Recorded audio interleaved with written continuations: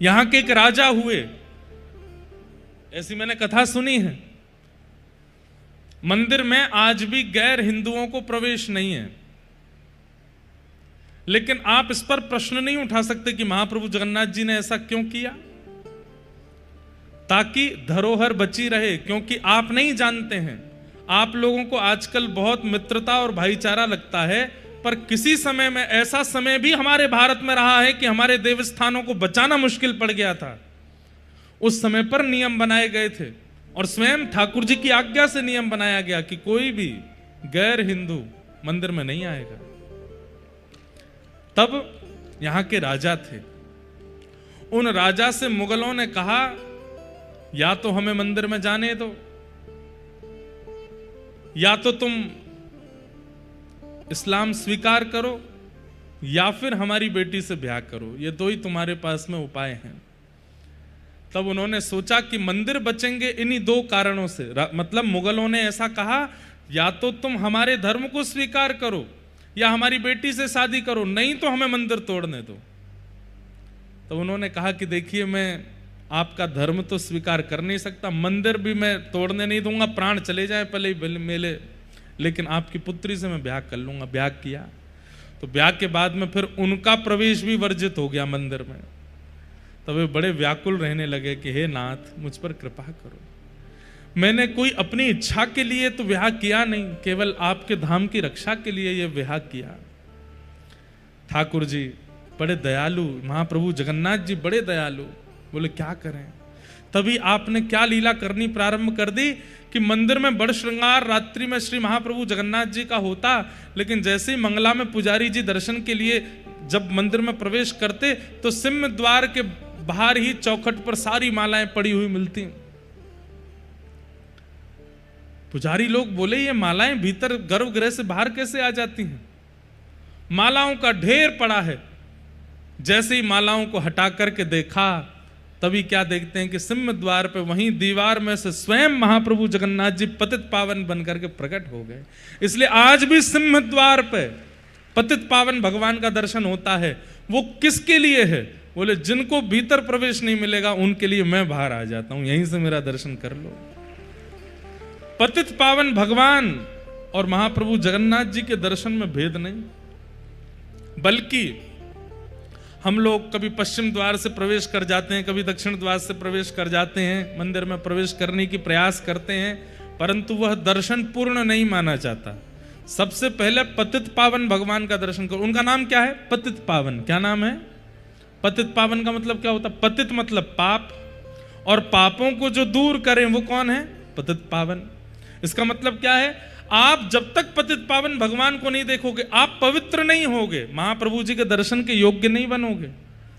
अगर आप अन्य किसी द्वार से प्रविष्ट हो जाते हैं तो इसका मतलब आप पापयुक्त, अज्ञान युक्त और विचारों से अपवित्र युक्त होकर के महाप्रभु जी के सामने चले गए हो। लेकिन पतित पावन भगवान को दर्शन करके जब आप भीतर जाते हैं तो एक प्रकार से पतित पावन भगवान आपको पवित्र कर देते हैं, स्वच्छ कर देते हैं, निर्मल कर देते हैं। उसके बाद आप दर्शन के लिए जाते हो।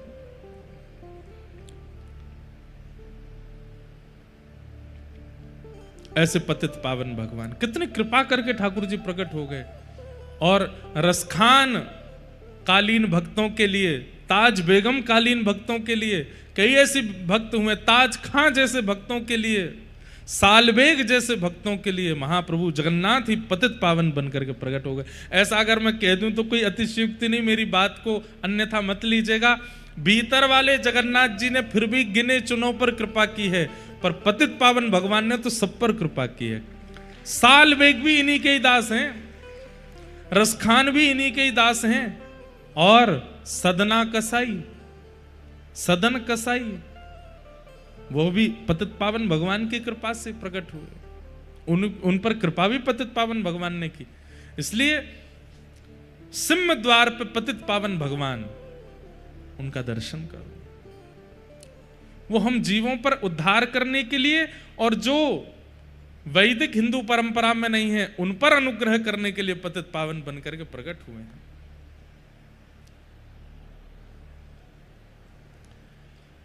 भगवान ने गिरिराज लीला की, इंद्र के ऊपर कृपा की, तत्पश्चात महाप्रभु हमारे बार बार यहाँ पे ठाकुर जी गोविंद कृष्ण गोपाल निकलते ही नहीं, महाप्रभु जगन्नाथ ही निकलते हैं हर लीलाओं में। ठाकुर जी ने गिरिराज लीला के बाद में फिर गायों का उद्धार किया, गायों की सेवा की, तो गायों ने भगवान को एक नाम प्रदान किया, गोविंद। भगवान का नाम गोविंद पड़ा। एकादशी व्रत की महिमा बताई गई और तत्पश्चात रास पंचाध्याय का प्रारंभ हुआ। रास पंचाध्याय देखो, वैसे तो रास पूर्णिमा, शरद पूर्णिमा को रास होता है, परंतु भारत के कई प्रांतों में आज से ही रास का क्रम प्रारंभ हो जाता। नवरात्रियों में रास गरबा करते हैं। कथा में भी आज ही रास आया है। आज ही नवरात्रि के प्रथम दिन ही रास का प्रसंग आया है। भगवान पिता रात्रि शरदोत्फुल्ल मल्लिका विक्षरन्तु मनश्चक्रे योग मायामुपाश्रित।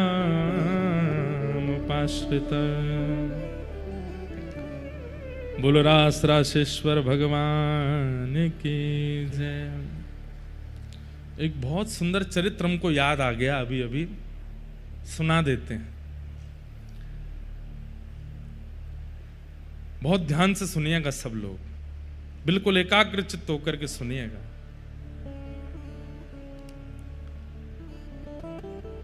जैसे रास में गोपियों की महत्वता है, ठाकुर जी की महत्वता है, श्री किशोरी जी की महत्वता है, पर ठाकुर जी, किशोरी जी और गोपियों से भी अधिक महत्व किसका है? वंशी का। ठाकुर जी की वंशी। सब लोग इधर देखिए, बहुत ध्यान से सुनिएगा। ठाकुर जी की वंशी अगर नई बाजी होती तो रास कभी नहीं हो पाता। ठाकुर जी की वंशी प्राण है गोपियों की, किशोरी जी की प्राण है उस वंशी में। ठाकुर जी जब वेणुनाद करते हैं तब गोपियां और श्री किशोरी जी आदि सब व्याकुल हो जाती हैं, भावुक हो जाती हैं, दौड़ पड़ती हैं ठाकुर जी के पास। भगवान की वही वंशी श्री हितरवंश महाप्रभु के रूप में प्रकट हुई, जिन्होंने श्री राधा वल्लभ लाल जी को विराजमान किया। आतुर हित हरिवंश पुकारो, श्री राधा राधा नाम सघन कुंज यमुना तट आयो, राधा वल्लभ लाल। श्री वृंदावन प्यारो वृंदावन। हितरवंश महाप्रभु ठाकुर जी की वंशी हैं। ऐसे ही वृंदावन में यमुना तट पर ठाकुर जी ने वंशी बजाई और किशोरी जी और सब गोपियां चली आईं। ऐसे एक बार श्री गोवर्धन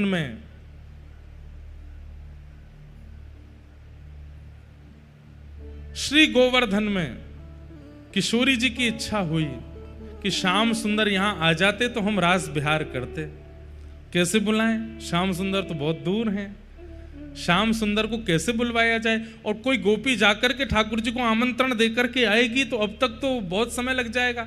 तब एक गोपी ने युक्ति बताई, अरे श्यामाजू, जैसे ठाकुर जी वंशीनाद करके हम सबन को बुलावे, आज आपकी बड़ी इच्छा है रही है रास बिहार करवे की।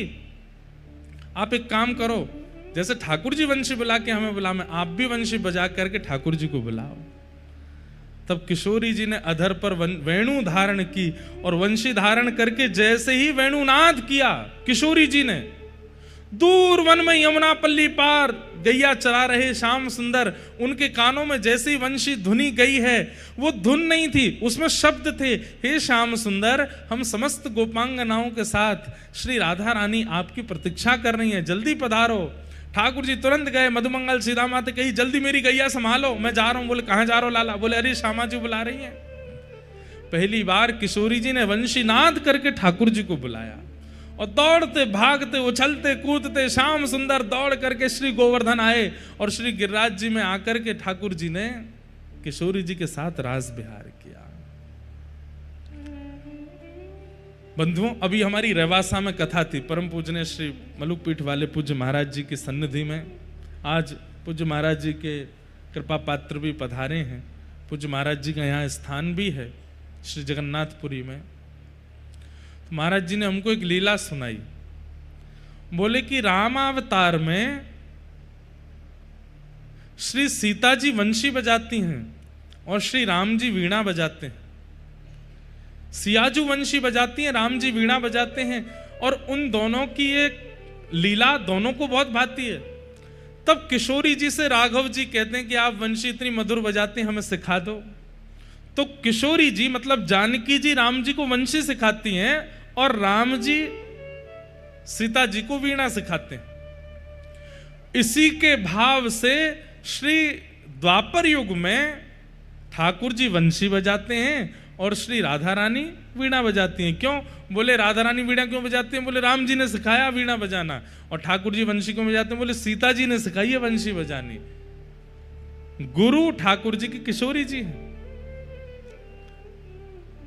ठाकुर जी के नेत्र सजल हो गए, ऐसी मधुर वेणु बजा रही हैं श्री किशोरी जी अपने अधर पर धारण करके। अब उसका पद भी है, पर अब मैं ढूंढने बैठूंगा तो समय निकल जाएगा। एक पद है, किशोरी जी कैसी वंशी बजाती हैं। ठाकुर जी इतने रीझ गए किशोरी जी की वंशी पर। ठाकुर जी बोले, हे श्यामाजू, ये इतनी मधुर वंशी आपने बजाई है, ये वंशी मुझको प्रदान कर दो। किशोरी जी बोली, जैसी आपकी वंशी मोते नाय बजेगी, ऐसी मेरी वंशी आपते नाय बजेगी। आपकी वंशी मेरी अनन्य है और मेरी वंशी आपकी अनन्य है, इसलिए आप या वंशी को मत मांगो। तो फिर वही जैसे ठाकुर जी की वंशी हितरवंश महाप्रभु के रूप में प्रकट हुई, ऐसे किशोरी जी की अधर की वंशी वंशी अली सखी के रूप में प्रकट हुए कलिकाल में। आज उनकी जन्म तिथि है आज। और इससे भी बड़ी बात पता है क्या है? श्री वंशी अली जी किशोरी जी के वंशी के अवतार हैं। ये पूरे विश्व को किसने बताया? महाप्रभु जगन्नाथ जी ने। महाप्रभु जगन्नाथ जी ने उनका परिचय दिया कि विश्व में ये जो आचार्य चरण हुए हैं, हितरिवंश महाप्रभु का परिचय श्री राधा वल्लभ जी से हुआ। गोपाल भट्ट गोस्वामी जी का परिचय श्री राधा रमन जी से हुआ। श्री रूप सनातन गोस्वामी जी का परिचय मदन मोहन जी और गोविंद देव जी ने दिया। श्री मधु पंडित जी का परिचय गोपीनाथ जी ने किया। श्री हरिराम व्यास जी का परिचय जुगल किशोर जी ने दिया। स्वामी श्री हरिदास जी का परिचय श्री कुंज बिहारी लाल जी ने किया। ठीक वैसे ही वंशी अली जी का पूरे विश्व को परिचय महाप्रभु जगन्नाथ जी ने दिया। कैसे? वंशी अली जी का जन्म हुआ आज ही के दिन। और एक और बात बताएं, ये ऐसे आचार्य हैं, आज ही इनकी जन्म तिथि भी है और आज ही इनकी प्रस्थान तिथि भी है। ये अपने जन्मोत्सव वाले दिन ही प्रस्थान कर गए थे। किशोरी जी के परम भागवत भक्त, और दिल्ली में इनका जन्म हुआ था। आपके पूज्य पिताजी महाराज श्री प्रद्युम्न मिश्र जी, और प्रद्युम्न मिश्र जी आपके पिताजी थे। कृष्णावती जी आपकी मैया, जिनके यहां पर वंशी अली जी जन्म हुआ। जन्म लेते ही आपने नेत्र नहीं खोले, दुग्धपान नहीं किया, कोई भी मुख से शब्द नहीं कहा। 3 दिन तक आप बिल्कुल अचेत अवस्था में पड़े रहे। लेकिन आपके पिताजी वृंदावन के ही थे, इस नाते से ब्रजवासियों का आना जाना दिल्ली में लगा रहता था। सन 1700 कुछ में आपका जन्म हुआ था। आज से सन 1700 कुछ में। अब कितने वर्ष हो गए होंगे? लगभग 300 के कुछ वर्ष हो गए होंगे। तो वंशी अली जी के यहां पर ब्रजवासियों का आना जाना रहता था। तो ब्रजवासियों ने आकर के देखा तो यहां पर पिताजी महाराज जो आपके थे प्रद्युम्न मिश्र जी, वो बिल्कुल प्रसन्न मुद्रा में नहीं थे। तो ब्रजवासियों ने कहा, आपके गल लाला भयो, आप खुश क्यों नहीं हो? बोले लाला तो भयो, लेकिन जब से जन्म भयो है ना कछु बोले, ना कछु गावे, ना कछु कहवे, ना कछु पीवे, कोई चेष्टा ही नहीं करे। तो ब्रजवासियों ने कहा लाओ लाला को हमको दो। तो ब्रजवासियों पर तो एक ही मंत्र है, गोद में लेकर के बालक को सिर पे हाथ धर के फेरन लगे, कहो लाला लाला राधे राधे, लाला राधे राधे, लाला राधे राधे। जैसे ही ब्रजवासियों ने राधे राधे कहा और राधा शब्द जैसे ही वंशी अली जी के कान में प्रविष्ट हुआ, तुरंत आपने अपने नेत्र खोल लिए, मंद मंद मुस्काने लगे, हाथ पांव को चेष्टा करनी प्रारंभ कर दी। तुरंत आपकी मैया ने आकर के जैसे ही पयोधर का पान कराया तो आपने दुग्ध पान भी कर लिया। राधा नाम सुने बिना आंख भी नहीं खोली वंशी अली जी ने। लेकिन अब भी लोग इनको पहचान नहीं पा रहे थे कि ये कौन है। आपके माता पिता ने तो ये सोचा कि जैसे बालकों को कोई ना कोई नाम या कोई ना कोई लीला से प्रसन्न किया जाता है, हमारे बालक को राधा नाम प्रिय है। वंशी अली जी की अभी आदत बन गई, सोते रहते, मैया उठा रही है, लाला उठ जा, लाला जग जा, तो को 15 घंटा है गए, कब तक सोते रहेगो। तब पिताजी आके कहते, बोले राधा राधा बोलो, राधा राधा, बोले लाला राधे राधे, लाला राधे, सोई उठ करके बैठ जाते। और दो भावना, एक तो स्वयं राधा नाम सुनने के आदि, दूसरा कम से कम इस बहाने से माता पिता भी तो राधा राधा बोलेंगे। ऐसे वंशी अली जी, अब भी इनके माता पिता इनको नहीं पहचान पाए। बालकों के पास जाते तो कोई बालक इनसे बात करता, ये उत्तर नहीं देते। तब इनके घर के आसपास रहने वाले बालकों ने कहा, बोले ये एक ही बात से बात करते हैं। बोले क्या? बोले बात के प्रारंभ में भी राधा बोलो, विश्राम में भी राधा बोलो, तो ही बात करेंगे। तो कोई भी बालक इनसे बात करने जाता, बोलते राधे राधे, तुमने भोजन किया? हाँ मैंने भोजन पाए लियो। और बिना राधा बोले कोई बात भी करता तो बात ही नहीं करते थे वंशी अली जी। आपका स्थान जयपुर में भी है वंशी अली जी का।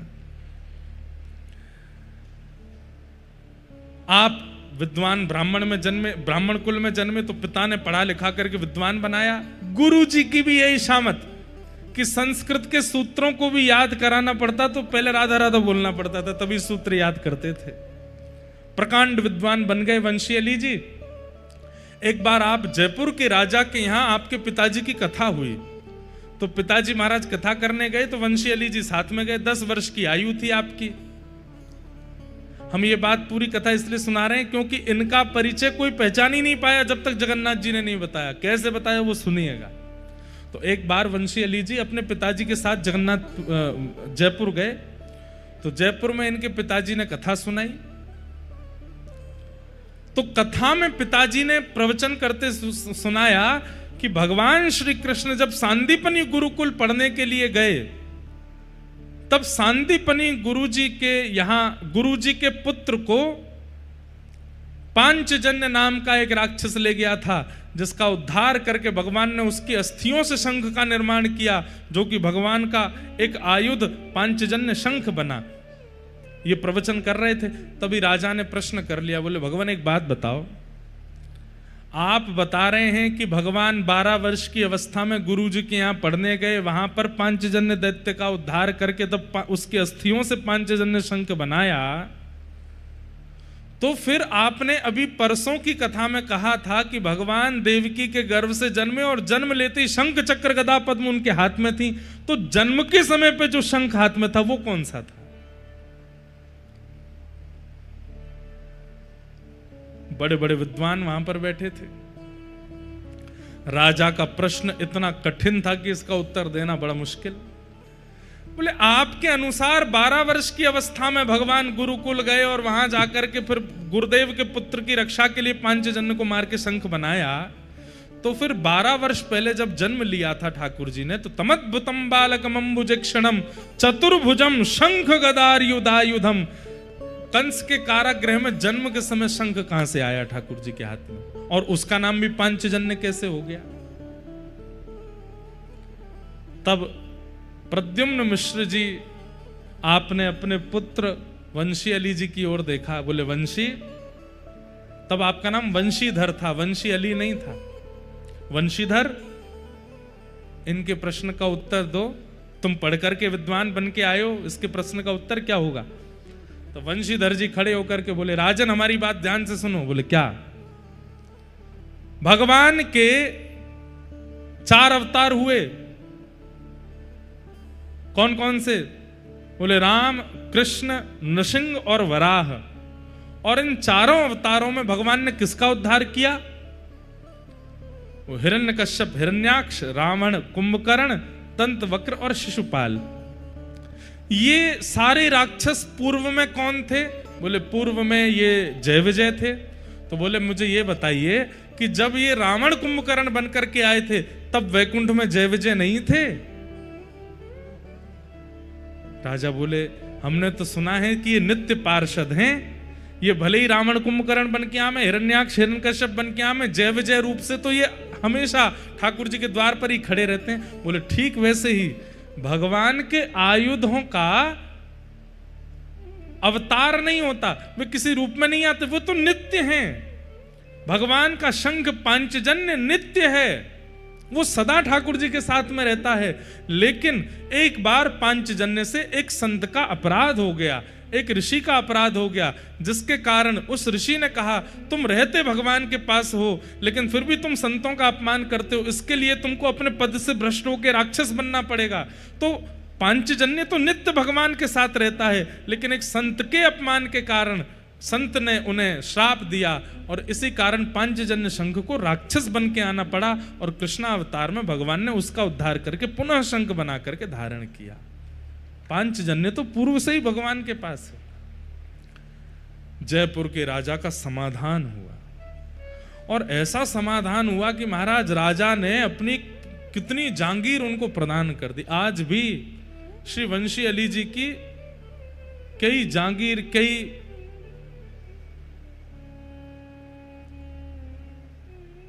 भूमि जयपुर में है, कब्जा हो गया कहते हैं उस पर, लेकिन वो वंशी अली जी का है, राजा ने खुद प्रदान किया। इतने विद्वान, अब भी पिताजी को लगा कि ये केवल विद्वान है, लेकिन राजा का समाधान करते ही वंशी अली जी वहां राधा नाम संकीर्तन करने लगे, उन्माद उच्च उस स्वर में नाचने लगे, गाने लगे और दौड़ते हुए श्री गोविंद देव जी के पास गए और सामने जाकर के नृत्य करने लगे। अब पिताजी को अपने पुत्र की विद्वत्ता तो दिखती है, लेकिन राधा के प्रति इतना प्रेम, किशोरी जी के प्रति इतना प्रेम, ये उनको अनुभव नहीं होता कि ये क्यों है। तब आप अपने पिताजी के साथ तीर्थ यात्रा पर गए और तीर्थ यात्रा करते करते जब आप जगन्नाथपुरी आए तो तब जगन्नाथपुरी में भीड़ तो होती थी पर इतने लोग नहीं होते थे। लोग बाग दर्शन करने के लिए जाते, कोई आचार्य, कोई विद्वान, कोई श्रेष्ठ जन अगर आते थे तो महाप्रभु जगन्नाथ जी का महाप्रसाद तो सबको मिलता ही था, पर उनके अंग की माला, उनके विशेष प्रसाद भोग विशेष संतों को दिए जाते थे, आज भी दिए जाते हैं। वंशी अली जी सामने आकर के दर्शन कर रहे हैं और नेत्रों से अश्रु प्रवाह कर रहे हैं। महाप्रभु जगन्नाथ जी अपनी ब्रह्म वेदी से हिलने लगे, ऐसे झूमने लगे वंशी अली जी को देख करके। तुरंत पुजारी जी भीतर गए, बोले महाप्रभु जी क्या हुआ, क्या हुआ?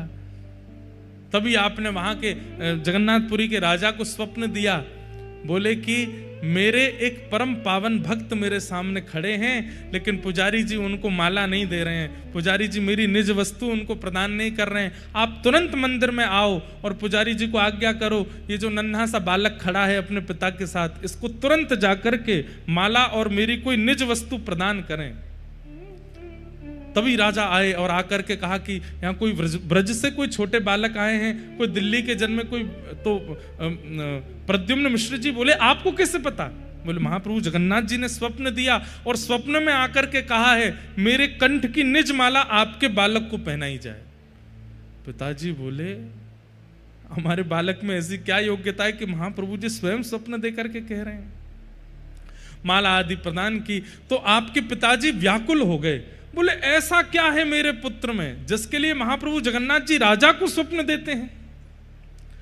तब प्रद्युम्न मिश्र जी बार बार राजा से कहने लगे, बोले आपसे तो जगन्नाथ जी बात करते हैं ना? बोले हाँ, आप उनसे पूछिए ना मेरे बालक में ऐसी क्या विशेषता है जिसके लिए महाप्रभु जी आपको स्वप्न देते हैं। और ये मेरा बालक, मैंने देखा ये मंदिर में जाके रोने लगता है, कहीं भी जाता है वहीं नाचने लगता है, राधा राधा कहने लगता है। मुझे तो केवल इसकी विद्वत्ता दिखाई देती है, पर इसका जो वृंदावन के प्रति और किशोरी जी के प्रति प्रेम है, ये मैं समझ नहीं पा रहा हूं। कृपा करके महाप्रभु जी से आप पूछिए कि इसके पीछे रहस्य क्या है।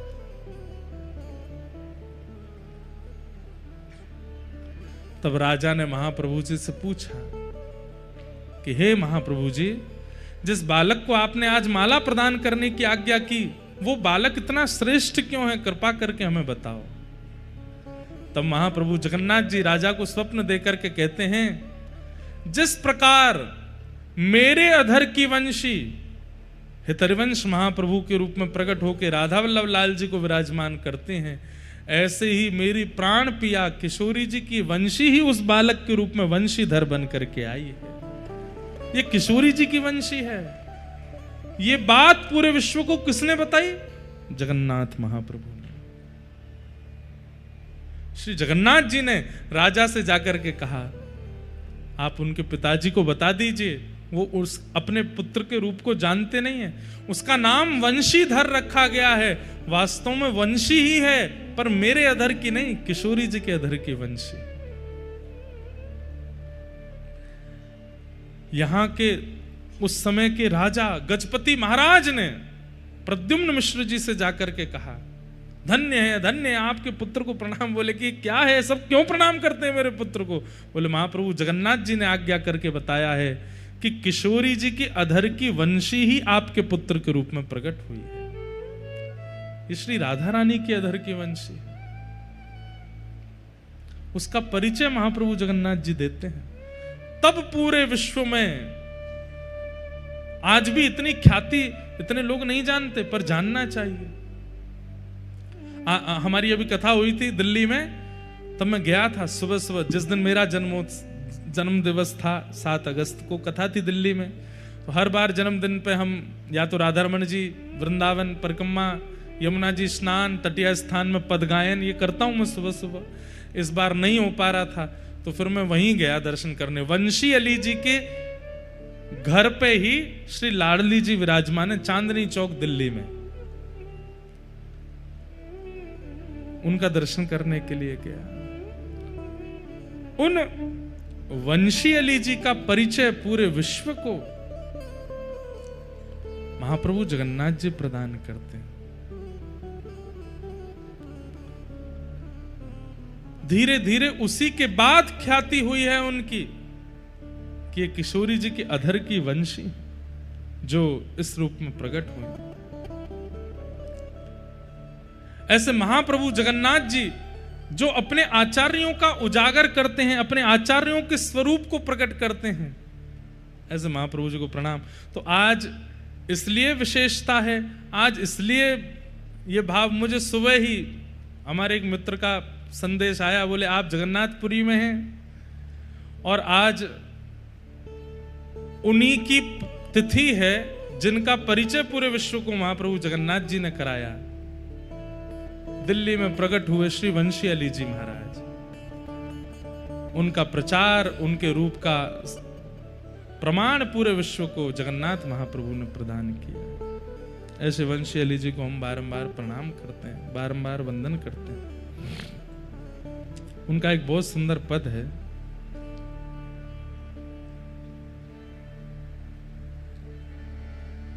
ऐसे काल बिताओ निस दिन, ऐसे काल बिताओ निस दिन, ऐसे काल बिताओ निस दिन, ऐसे काल बिताओ निस दिन।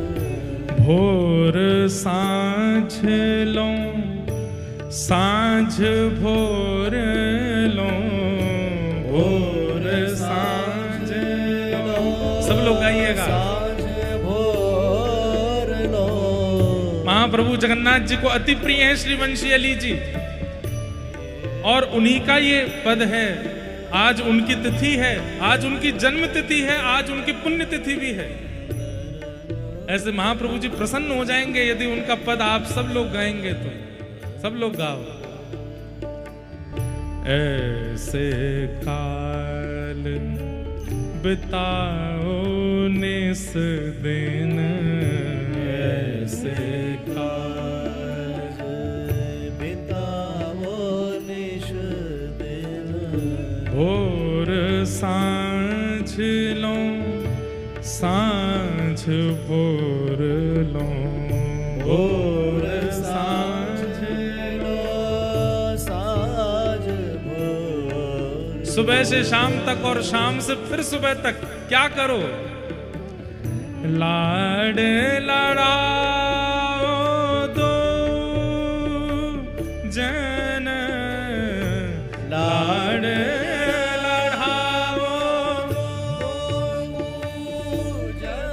श्री प्रिया प्रियतम को लाड़ लड़ाओ, दिन रात और कुछ करो ही मत। भोर सांझ लो सांझ भोर लो, भोर सांझ लो सांझ भोर लो, लाड़ लड़ाओ दो जन,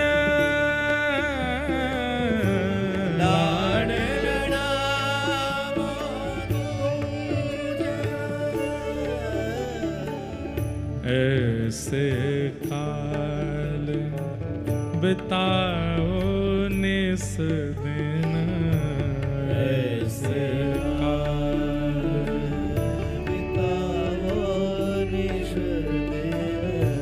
छिन विक्षेप न होए टहल में, छिन विक्षेप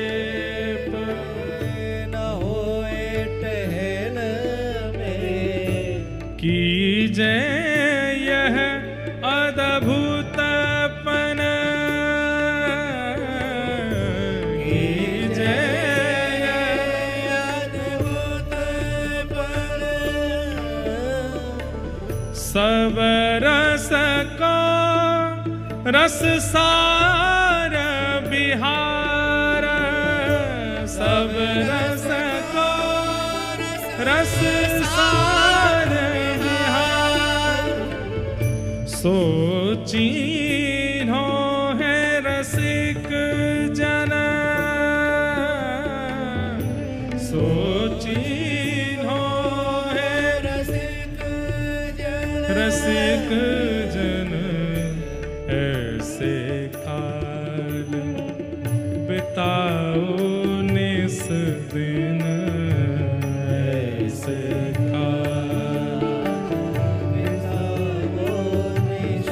वंशी अली जी कहते हैं यज्ञ अपनी तरफ है, व्रत अपनी तरफ है, जप अपनी तरफ है, नित्य नियम अपनी तरफ है, लेकिन भैया इन सब रसों का सार केवल एक है। बोले क्या? अपने घर के प्रियालाल जी को नित्य विहार कराते रहो बस। चाहे जीवन में जैसी घड़ी आ जाए, चाहे जैसी परिस्थिति आ जाए, उनका नित्य विहार ना छूटे। वो सदा नित्य विहार विहारी विहार करते रहें। ऐसी लीला करो, ऐसा भाव रखो। रसिकों ने इसी को सार बताया है कि हमारे ठाकुर जी का नित्य विहार चलता रहे। खूब समुद्र में गोता लगा रहे होंगे, बार बार उंगली पकड़ करके सुभद्रा जी की रसोई घर में जाते होंगे। कौन सी हंडी में कहा बन्नो मुंह को दिखाओ। जे बिमला देवी कौन सी देवी हैं? जे पीछे गोपेश्वर महादेव बैठे हैं। बलभद्र जी सुभद्रा जी गोद में लेके प्यारे गिरधर लाल को पूरे मंदिर में घूमते होंगे। जितनी देर कथा चलती है हमारे लाल जी खूब आनंद करते होंगे, उनका विहार चल रहा होगा। ये चिंतन चित्त में आना ही ठाकुर जी का विहार है। आप कोई लीला प्रकट करके उत्सव मनाते हैं वो एक बात है, पर अपने चित्त में सदा ये भाव रखना कि मेरे ठाकुर जी इस समय क्या कर रहे होंगे, इसी को मुख्य विहार कहा जाता है। नेत्र बंद कीजिए और विचार कीजिए, मेरे घर के ठाकुर जी इस समय क्या लीला कर रहे होंगे, और किसी लीला की योजना बना करके वहां ठाकुर जी को लीला बिहारी बना दीजिए। हम अगर जगन्नाथपुरी में, तो हमारे ठाकुर जी भी जगन्नाथपुरी में हैं। अभी कहा कर रहे होंगे, बोले अभी समुद्र की लहरन में खेल रहे होंगे। दूर से सुभद्रा मैया बलभद्र जी चिल्ला रहे होंगे, अरे गिरधर लाल ज्यादा भीतर मत जाइयो, डूब जाओगे, बहुत गहरो है। ठाकुर जी जिद कर रहे होंगे, बलभद्र जी मुंह को घुमा के लाओ। तो श्री बलभद्र जी अपने कंधा पे लेके गए होंगे, समुद्र नारायण से कही हो कि नेक शांत है जाओ, ज्यादा ऊंची लहर मत लइयो, छोटो सो लाला है ब्रजते आयो है, याकू नेक डुला के लाऊं।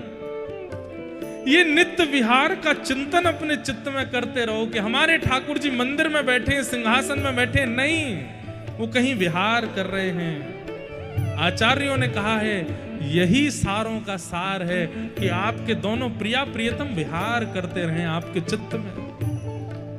ऐसे काल बिताओ निस दिन, ऐसे काल बिताओ निस दिन, विविध भांति के और भजन जे, विविध भांति के और भजन जे, लोन बिना जो व्यंजन, लोन बिना जो। आहा, श्री मुंशी अली जी कहते हैं आप खूब सारे नियम करते हो, लेकिन ठाकुर जी का नित्य विहार चिंतन में नहीं चलता है, तो उसको वैसे ही मानिए जैसे बिना नमक की कोई साग सब्जी बन गई हो, उसमें रस नहीं आता। आप बड़े बड़े अनुष्ठान करते हैं, बड़े बड़े व्रत करते हैं, बड़े बड़े नियम करते हैं, बड़ी बड़ी उपासनाएं करते हैं, लेकिन अपने ठाकुर जी के नित्य विहार का चिंतन अपने चित्त में नहीं करते, तो ऐसा मानिए जैसे बिना नमक की सब्जी बना दी हो। नोन बिना बहु व्यंजन,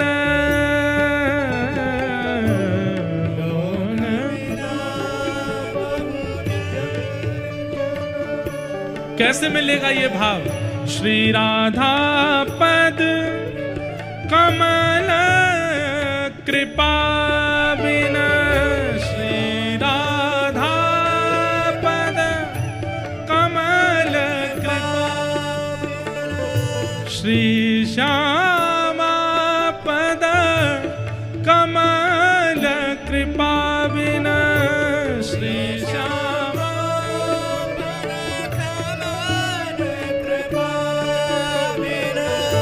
को पावे रस को कण, को पावे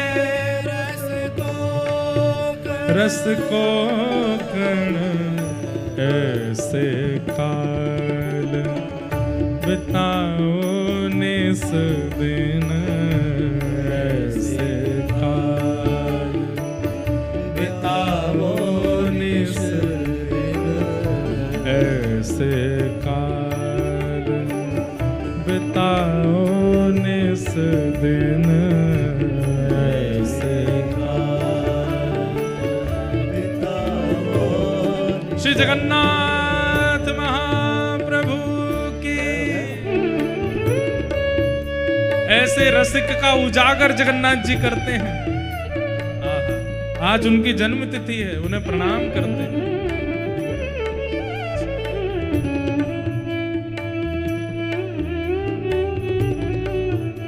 एक ताल बजा के गाओ।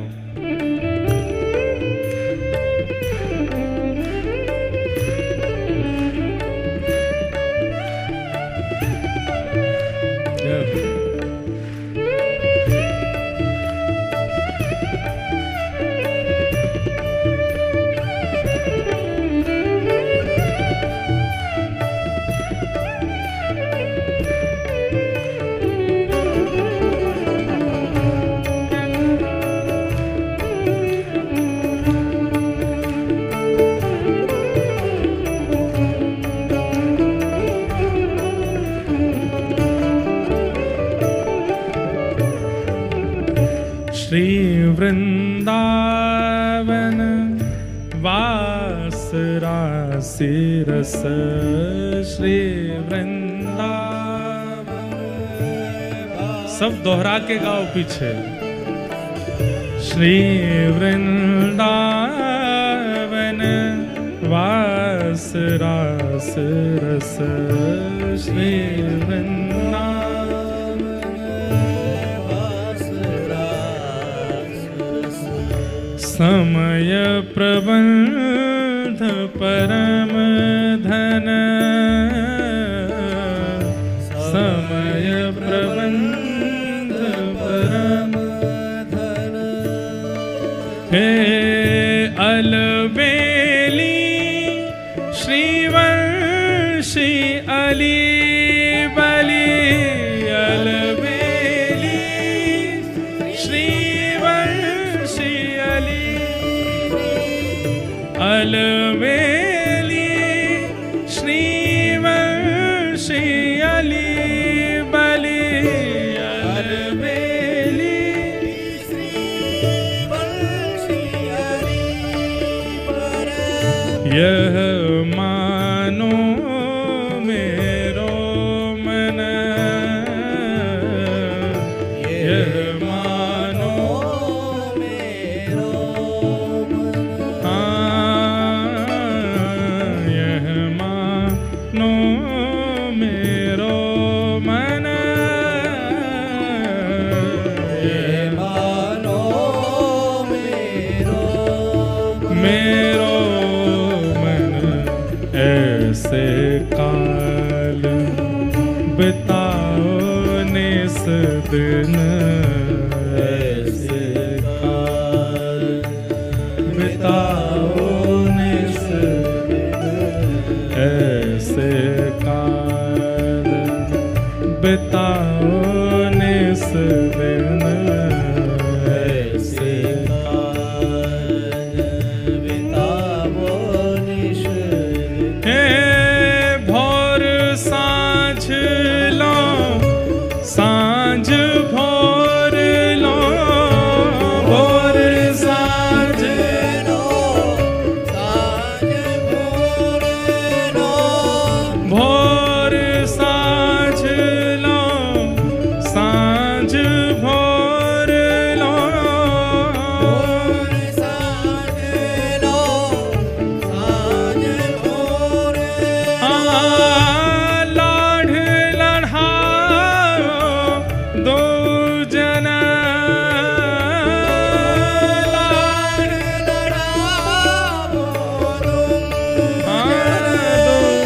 जन, ऐसे काल बिताओ निस दिन, ऐसे काल बिताओ निस दिन, ऐसे काल बिताओ निस दिन, ऐसे काल बिताओ निस दिन, ऐसे काल बिताओ निस दिन, ऐसे काल।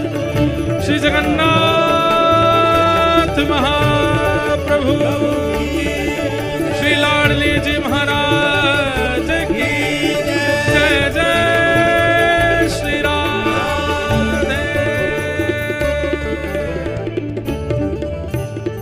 ऐसे